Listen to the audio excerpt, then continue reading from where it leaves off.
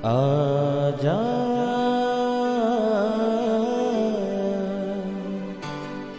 प्रभु यीशु के दर आजा, जीवन मिलेगा तुझे। आजा आजा प्रभु यीशु के दर आजा, जीवन मिलेगा तुझे। आजा आजा आजा आजा।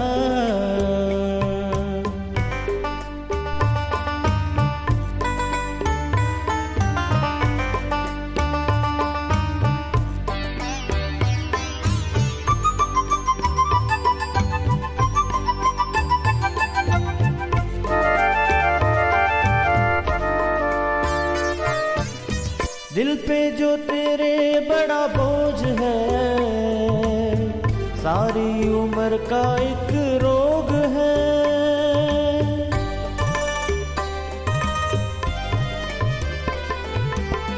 दिल पे जो तेरे बड़ा बोझ है, सारी उम्र का एक रोग है।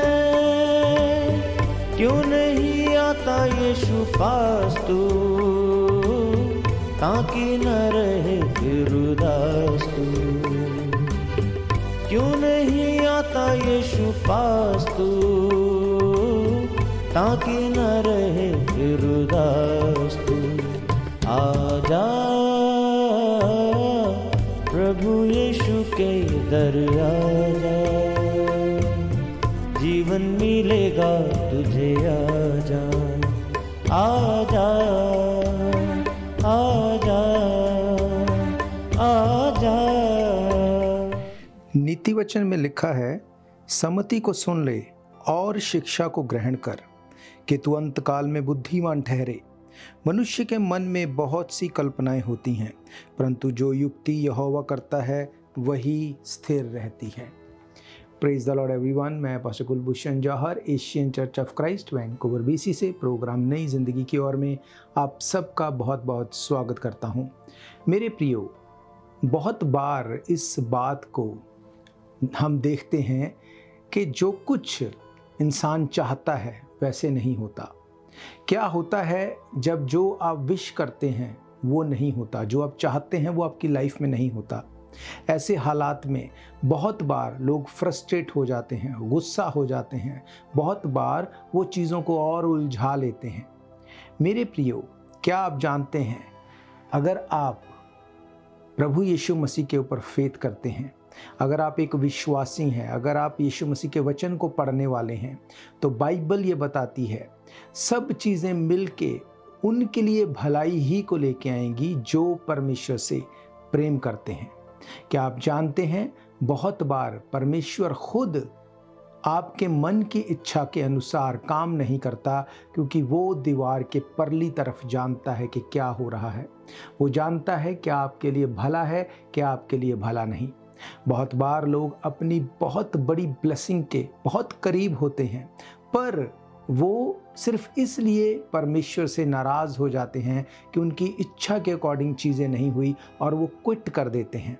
वो बाइबल पढ़ना बंद कर देते हैं, प्रार्थना करनी बंद कर देते हैं, वो चर्च जाना छोड़ देते हैं। इन्हीं चीज़ों की वजह से वो नहीं ले पाते जो परमेश्वर चाहता है कि आप ले पाएं। हालेलुया।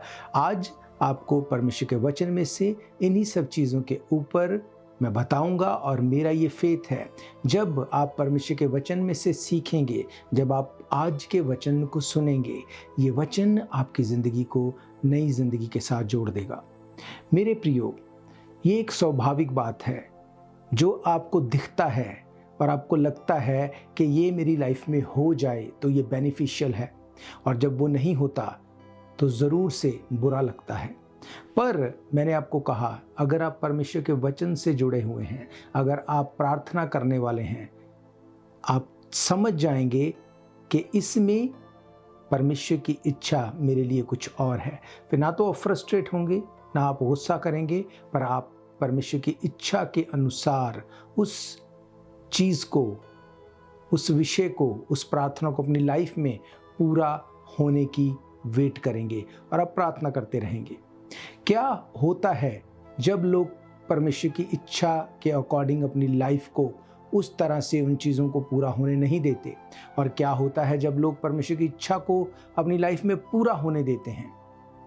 आइए परमेश्वर के कलाम में से हम लोग आज देखते हैं। मेरे साथ आप लोग खोल सकते हैं योना नबी की किताब, उसका 1 अध्याय और उसकी पहली कुछ आयतों से मैं आपके लिए पढ़ूंगा। यहाँ पर लिखा, यहोवा का ये वचन अमित्ते के पुत्र योना के पास पहुंचा, उठकर उस बड़े नगर नीनवे को जा और उसके विरुद्ध प्रचार कर, क्योंकि उसकी बुराई मेरी दृष्टि में बढ़ गई है। परंतु योना यहोवा के सम्मुख से तर्शीश को भाग जाने के लिए उठा और याफा नगर को जाकर तर्शीश जाने वाला एक जहाज पाया और भाड़ा देकर उस पर चढ़ गया कि उनके साथ यहोवा के सम्मुख से तर्शीश को चला जाए। हालेलुया। बाइबल बताती है परमेश्वर ने योना को कहा कि नीनवे को जा। उसने अपनी इच्छा को बताया। अब योना नहीं चाहता था कि वो नीनवे को जाए, पर जब परमेश्वर ने उसको बोला कि नहीं, तुझे नीनवे को जाना है, तुझे वहाँ के लोगों को जाके प्रचार करना है, उनको बताना है कि क्या तुम कर रहे हो और कैसे तुम्हें अपने पापों से मन फिराना है। परमेश्वर ने जब उसको भेजा नीनवे के लिए, ये उसकी इच्छा के विरोध में था। बाइबल कहती वो नीनवे को छोड़ के तर्शीश को चला गया। आप में से बहुत से लोग इस वाक्य को जानते हैं। जब वो तर्शीश को गया, कैसे जिस जहाज में था उस जहाज में से उसको नीचे फेंक दिया गया, कैसे वो बड़े मच्छ ने उसको निगल लिया, कैसे वो 3 दिन और रात उस मछली के पेट में रहा, कैसे उसकी लाइफ वर्स हो गई। ऐसा क्यों? क्योंकि वो उसकी लाइफ में नहीं हुआ जो वो चाहता था। अब क्या ये परमेश्वर की इच्छा थी कि वो इन सब सफरिंग्स में से होके जाए? नहीं, परमेश्वर की इच्छा उसके लिए ये थी कि वो परमेश्वर की आज्ञा के अकॉर्डिंग नीनवे को जाए, वहाँ के लोगों को प्रचार करे। अगर वहाँ के लोग मन फिराते हैं तो वहाँ के लोग बचाए जाएंगे और उसके साथ साथ योना को भी परमेश्वर ब्लेस करता। पर अगर वो मन नहीं भी फिराते, योना आज्ञाकारिता में रहते हुए परमेश्वर के काम को उसकी आज्ञा के अनुसार करता और वो ब्लेस्ड हो जाता। उसकी लाइफ में जो वो सोचता था कि मेरे अकॉर्डिंग नहीं हुआ, अगर वो आज्ञाकारिता में बना रहता तो तब भी उसका रिजल्ट उसकी सोच से कहीं बाहर होता। हालेलुया। आज बहुत से ऐसे लोग हैं जिनकी लाइफ में उनको लगता है मेरे अकॉर्डिंग जैसे मैं चाहता था वैसे नहीं हुआ, इसलिए मैं प्रार्थना नहीं करूंगा, मैं वचन नहीं पढ़ूंगा, मैं चर्च नहीं जाऊंगा। अब परमेश्वर से वो नाराज हो जाते हैं।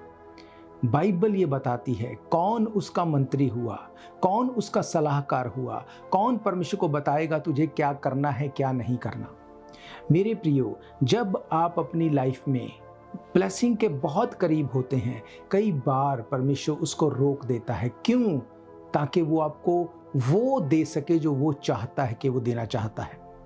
बहुत बार लोग सिर्फ इसीलिए कि उनको लगता था कि ऐसे मेरी लाइफ में हो, वो नहीं हुआ, इसलिए वो क्विट कर देते हैं। बाइबल ये कहती है हर एक चीज मिलके भलाई ही को पैदा करेगी उनके लिए जो परमेश्वर से प्रेम करते हैं। हालेलुया। बाइबल कहती है घोड़े तैयार तो किए जाते हैं, जीत यहोवा ही की ओर से मिलती है। परमेश्वर आपसे प्यार करता है, वो चाहता है आपको दी बेस्ट दे, पर बहुत बार लोग अपनी इच्छा के अनुसार जब नहीं होता, इस चीज को देख के क्विट कर देते हैं और लॉस में चले जाते हैं।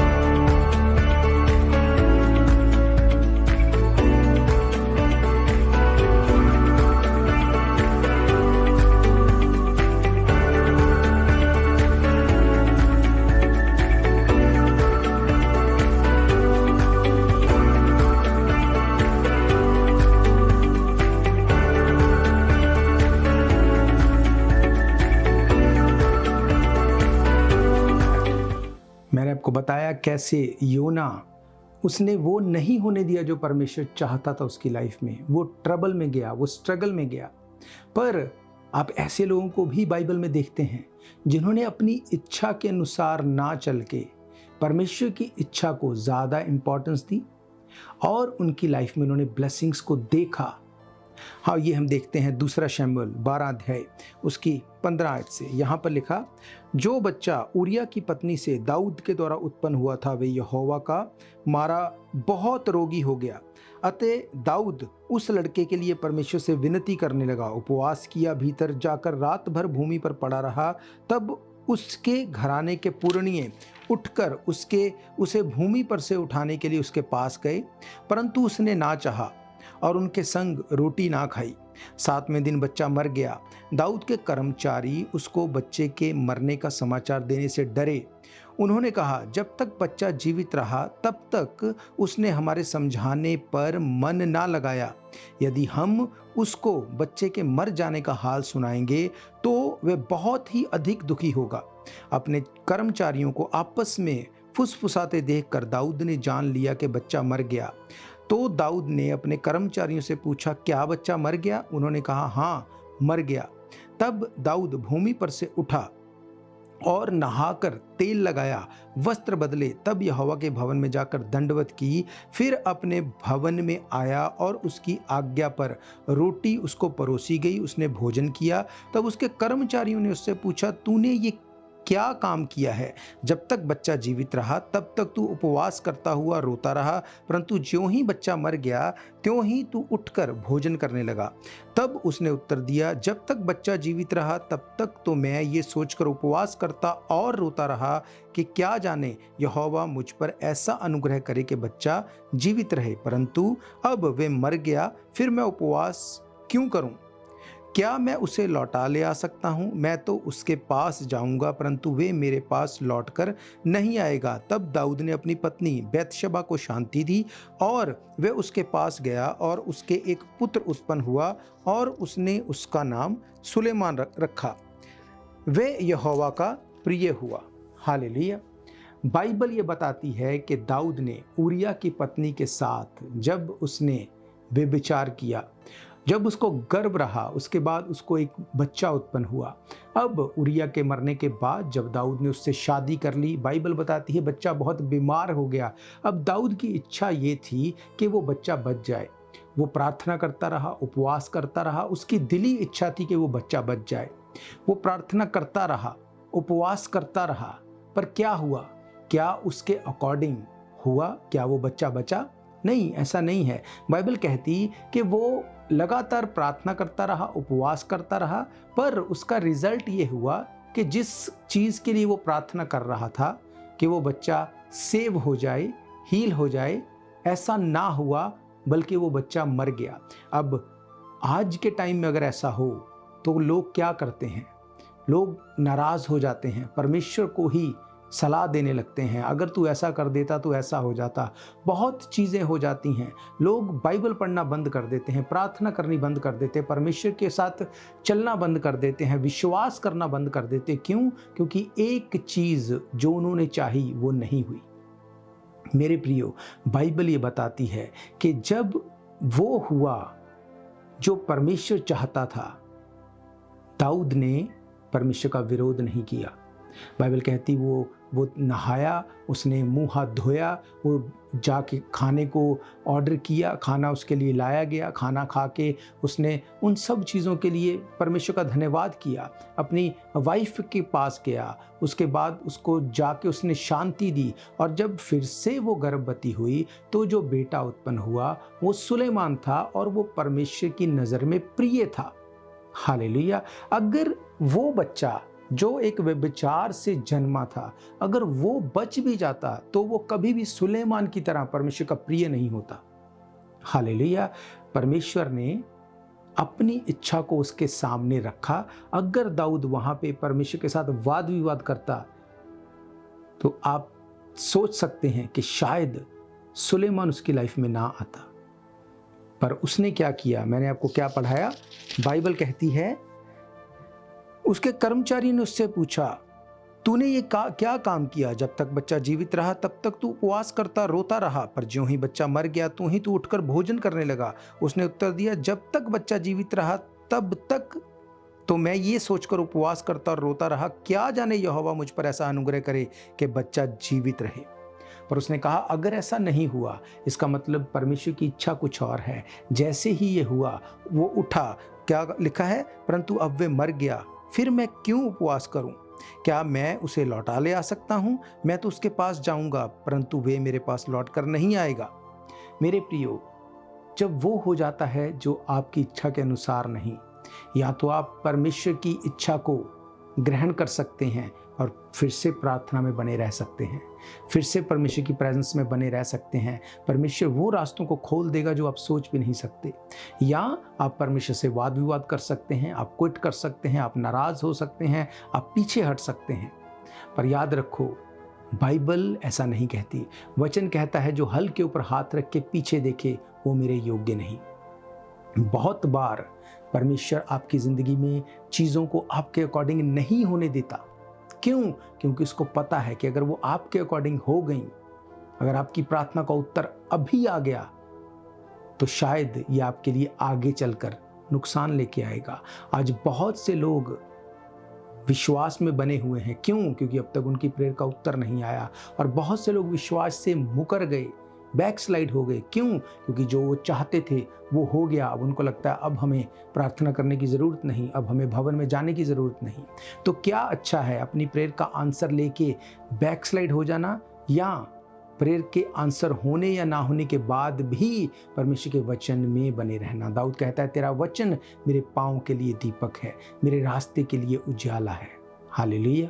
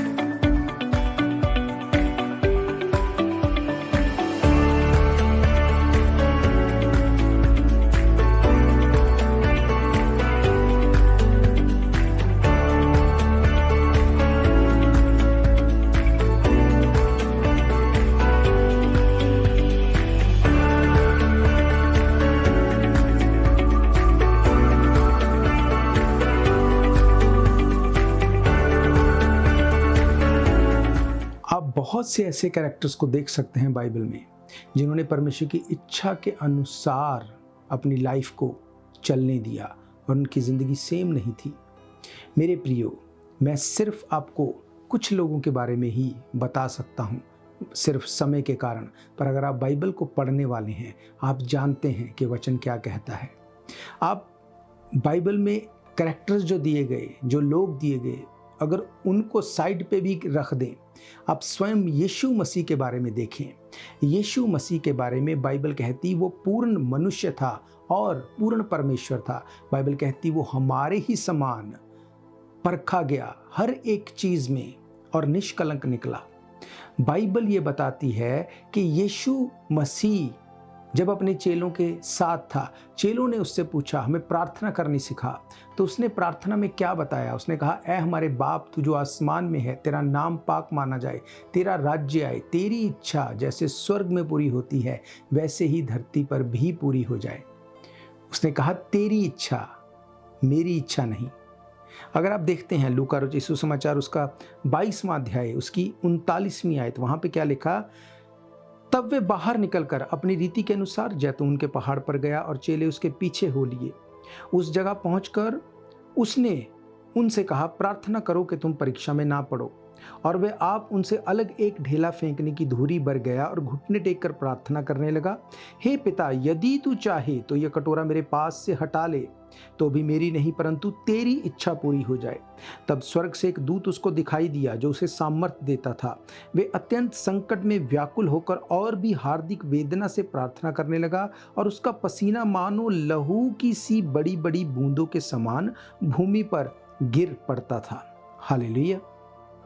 बाइबल कहती, जब यीशु मसीह क्रूसिफिकेशन से बिल्कुल पहले, जब गतसमनी बाग में जब वो प्रार्थना कर रहा था, वो ये प्रार्थना कर रहा था कि परमेश्वर, मेरी नहीं तेरी इच्छा पूरी हो जाए।